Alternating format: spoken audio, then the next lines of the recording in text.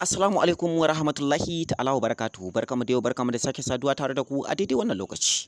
A yanzu sai muka samu wasu rahotantuka ko mu ce muka samu bayanai akan wayannan manya-manyan jarumai da kuke gani kamar haka, Fatiwasha da kuma Momi Gombe.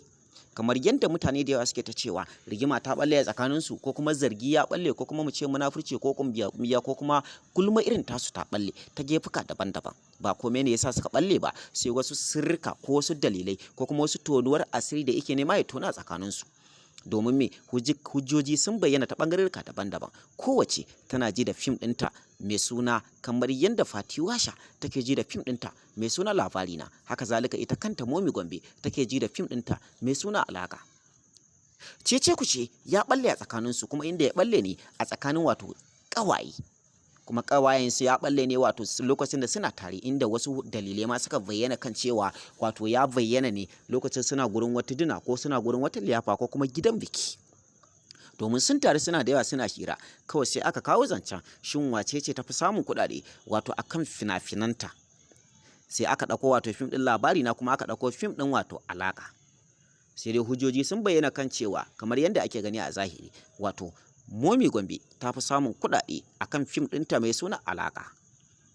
Yanda kuma hujjoji da dalilai suka bayyana kan cewa wato Fatiwasha babu abin da take samu a cikin fim ɗinta mai suna Labarina sai wahala, sai kuma samun ɗaukaka da take yi. Domin hujjoji sun bayyana kan cewa Ali Nuhu ya san wahalar fim kuma ya san azabar fim, da haka ya san irin biyan da zai yi wa wato Momi Gombe. Inda wasu da sun tabbatar da cewa Ali Nuhu yana da tsimulmular kuɗaɗe kuma baya son saka yaransa, amma kuma wato ya fi Aminu Saira.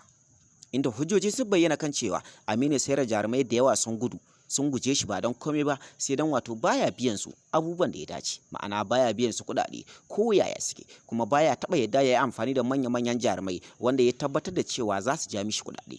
Yana amfani da Fatiwasha ne kawai ta wata fuska, amma ba wai don wasu kuɗaɗe ba. Hujjoji sun bayyana, sai dai asiri ya tonu ta wasu ɓangarorka, inda wasu jarumai suka dinga hawan zage-zage har suke nema su faɗa tsakaninsu. Sai dai kafin ku je sunayen wayannan jarumai, ina mutane da suke yawan ɗaukar namba mu su kira mu dangane da cewa suna so za mu buɗe musu sabon YouTube channel. Sannan ina sababbin mawaƙa wayanda suke so waƙoƙinsu su suna su ma su zama celebrities a faɗin duniya. Sannan ina wayanda suke harkar comedy ko manyan fina-finai ko kuma ƙananan fina-finai ko kuma wanda suke bidiyoyinsu na kasuwanci.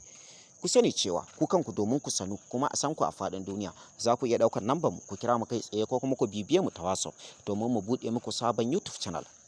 Sannan ina waɗanda suke amfani da YouTube channel ɗin nasu ya samu matsala, suka kasa gane kan suka kasa gane gidan shi. Ku sani cewa domin magance matsalar YouTube ɗinku, ku kanku za ku iya ɗaukar nambar mu ku kira mu kai tsaye ko kuma ku bibiye mu ta WhatsApp domin mu magance muku matsalar YouTube ɗinku. Sannan bugu da ƙari, ina 'yan kasuwa wanda suke sha'awa za mu tallata musu hajojinsu a faɗin duniya. Ku sani cewa talla yana da matuƙar kima kuma talla yana da matuƙar amfani a gurin ɗan kasuwa. Ina masu magunguna na gargajiya, sannan kuma ina malamai magada annabawa, sannan ina masu shaguna kamar kamfanuna da kuma shaguna. Ku sani cewa har ma waɗanda suke harkar transpo wato yawace domin mu tallata muku hajojinku a kafafen sada zumunta, gidajen talabijin da kuma YouTube channel, bugu da ƙari har ma gidajen rediyo. Ku sani cewa za ku iya ɗaukar nambar mu ku kira mu kai tsaye ko kuma ku bibiye mu ta WhatsApp domin mu tallata muku hajarku ta kowace fuska.